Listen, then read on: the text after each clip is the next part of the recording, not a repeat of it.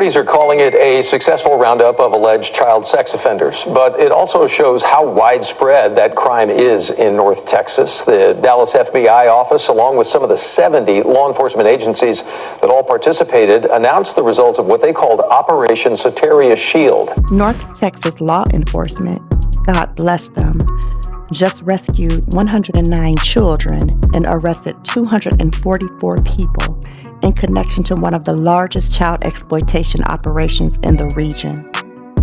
Welcome to Kimara Reacts.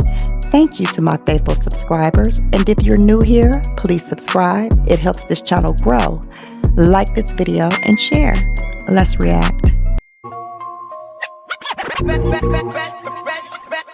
Ready or not?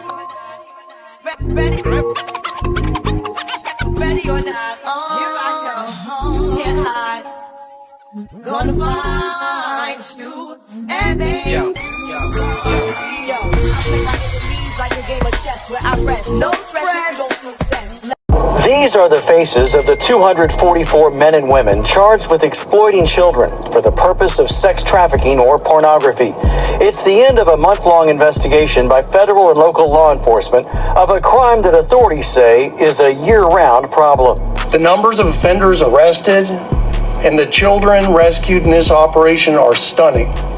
It's stunning to hear them repeated here. 109 children were rescued by Operation Soteria Shield, which began in April. During this operation, many of the children recognized or rescued were previously unidentified. They'd never been reported missing. They had never had their abuse known to authorities. The operation not only led to arrests and rescues, but also to the seizure of terabytes of child abuse sex material through a collaborative effort that started 10 years ago and now includes 70 Texas law enforcement agencies. What started as a small team with a bold idea has grown into something very powerful. In a lot of these cases, authorities say the sex offenders never actually meet their victims face-to-face, but instead use technology to coerce them into sending explicit images and videos. The head of the Dallas FBI office says the methods used are not just involving social media, but also online gaming systems. So I think for many of us, I'll speak for my generation, we were raised to be concerned about faceless strangers that might try to contact us or cause us harm on the street.